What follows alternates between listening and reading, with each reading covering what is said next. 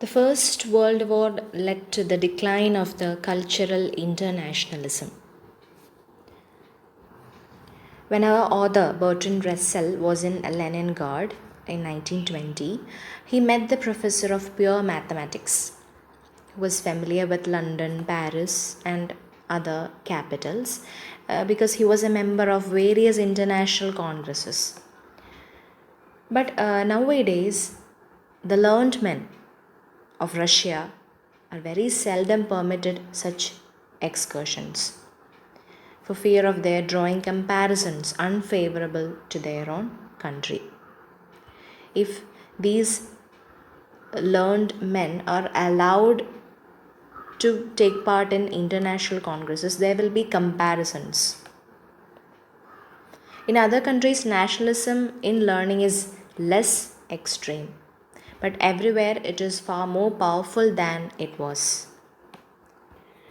There is a tendency in England, especially in the United States, to seek the help of Frenchmen and Germans for learning French and German. So, the practice of considering a man's nationality rather than his competence in appointing him to a post is damaging to education and an offense against the ideal of international culture. So, we should not consider the nationality of a teacher. Only his competency, his knowledge should be given priority. While appointing for a post, his competence is what matters, not his nationality. If nationality matters, then it will be damaging to education and also to the international culture, which was, a heritage from the Roman Empire and the Catholic Church. But it is now being submerged under a new barbarian invasion proceeding from below rather than from without. In certain countries, this giving importance to nationality is being, a practice, and not giving importance to the knowledge and skills of the person. In democratic countries, these evils have not yet reached anything like the same proportions. But it must be admitted that there is grave danger of similar developments in education, and that this danger can only be averted if those who believe in liberty of thought are on the alert to protect teachers from intellectual bondage. So, according to our author, in democratic countries, it has not reached to that level, but we can see that at some point of time, nationality or that matters which is outside the knowledge and skills come into front, and it's a grave danger to the education, because this should be averted. Who believes in the liberty of thought and who believes in the importance of intellectual bondage between people.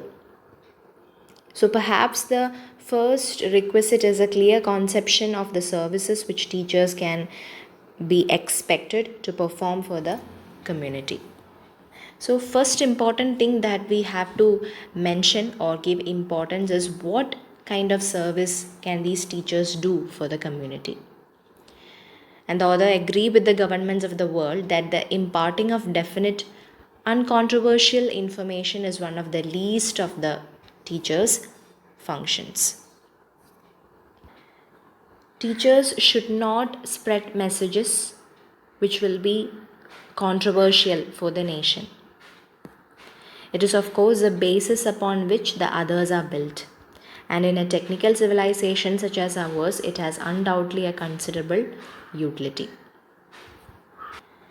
Since it is the teachers who mold these students for our nation, for our society, the functions of the teachers should be well managed. So there must exist in a modern community a sufficient number of men who possesses the technical skill required to preserve the mechanical apparatus upon which our physical comforts depend. So now nowadays teacher is not only limited to the knowledge of their subject. Now teacher should have technological knowledge is also necessary. Teachers should update and upgrade their skills and knowledge as changes are coming in our society, which is dynamic. So it is moreover inconvenient if any large percentage of the population is unable to read and write. It is very important that we should develop citizens who are literate, who can think freely and do some actions for the society, which will be favorable for the future. But governments have perceived that it is easy in the course of giving instruction to instill beliefs on controversial matters and to produce habits of mind which may be convenient or inconvenient to those in authority. But in some cases, since state government provides the education, there will be some sort of bias towards these political parties or the authorities. So that should be taken into consideration, that teachers should not spread controversial matters to the heads of students. The defense of the state in all civilized countries is quite as much in the hands of teachers as in those of the armed forces. So just like the armed forces, teacher has also a great responsibility in building up the mind of students, such as strong, to defend their country, to create or to mold a civilized citizens for our nation. So except in totalitarian countries, the defense of the state is desirable, and the mere fact that education is used for this purpose is not in itself a ground of criticism. So education is just like a defensive mechanism. Criticism will only arise if the state is defended by obscurantism and appeals to irrational passion. So the state or the government should not, show this obscurity or instill irrational passion through, education to students. So such methods are quite unnecessary in the case of any state worth defending. Nevertheless, there is a natural tendency towards their adoption by those who have no first-hand knowledge of education. Every students should have a primary education. They should have a first-hand knowledge about the people, about the society. So there is a widespread belief that nations are made strong by uniformity of opinion and by the suppression of liberty. So in different nations there is uniformity in opinion, but in the case of liberty, in the case of freedom, there is suppression. So one hears it is said over and over again that democracy weakens a country in war, in spite of the fact that it is very important war. Since the year 1700, the victory has gone to the more democratic side. So actually democracy doesn't weaken a country, right? It will give equal importance to the opinions and freedom of each and every people in a nation. So nations have been brought to ruin much more often by insistence upon a narrow-minded doctrinal uniformity than by free discussion and the toleration of divergent opinions. There are different kinds of people, they have different interests, there will be different opinions. So a free discussion is necessary. We should not force doctrines or propagandas towards people. That would be mere fascism. So dogmatists the world over believe that although the truth is known to them, others will be led into false beliefs provided they are allowed to hear the arguments on both sides. These are political tactics. The authorities will force people to listen to them, to live according to their rules and regulations. They will give false beliefs. So people will not think freely. There will be no free discussions. So there is a view that this is a view which leads to one or another of two misfortunes. Either one set of dogmatists conquers the world and prohibits all new ideas, because there is no change. Each and every day, it is according to the authorities' favor. The people are working for the nation. There will be no new ideas. Or what is worse, rival dogmatists conquer different regions and preach the gospel of hate against each other. There will be no peace. So the former of these evils existing in the Middle Ages, the latter during the wars of religion, and again in the present day. There will be war for many reasons.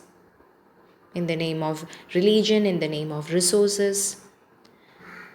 So it is very much important to have an international understanding, a peace education. So the first makes civilization static, the second tends to destroy it completely. So what will happen if the dogmatists rule for a long time? The civilization would be static. There will be no dynamism, there will be no developments. And after that, there will be slow destruction. So against both, the teacher should be the main safeguard. So it is the responsibility of a teacher to make the students think differently, think out of box. There should be new ideas from the schools. Students should not limit their thinking. There should be opinions, discussions for a new world, for a changing world, for a dynamic world. Module 7, Basic Grammar Clauses. Today we will study about the different types of subordinate clauses, which is noun clause, adjective clause and adverb clause. So, a noun clause does the work of a noun. A noun clause can be the subject of a verb. For example, what he said was true. What I need is some money. Here, what he said, what I need are the subjects. A noun clause can be the object of a verb. For example, I don't know why she was absent. She asked me who my best friend was. Here, why she was absent and who my best friend was are the objects. A noun clause can be the object of a preposition. Examples: listen carefully to what I say. Success depends on how you do your work.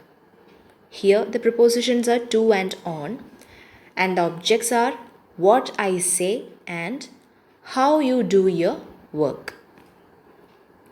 A noun clause may be put in apposition to a noun or pronoun.